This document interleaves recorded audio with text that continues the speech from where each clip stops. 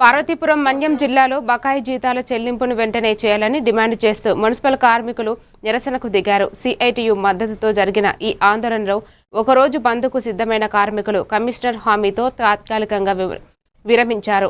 మార్చి నెల జీతం వెంటనే విడుదల చేయాలని, పెండింగు వేతనాలు చెల్లించాలని వారు డిమాండ్ చేశారు. అనంతరం 4 రోడ్ల జంక్షన్ వరకు నిరసన ర్యాలీ నిర్వహించి ప్రభుత్వంపై ఆగ్రహం వ్యక్తం చేశారు.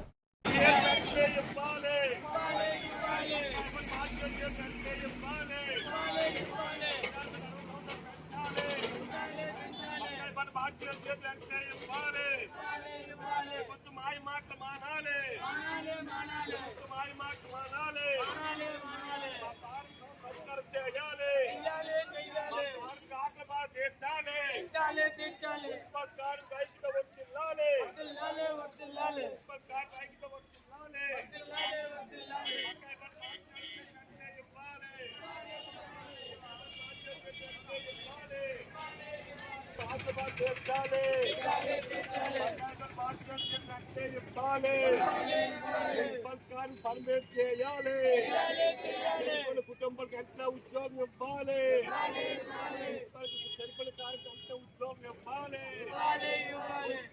రైతుల వర్తిల్లాలి.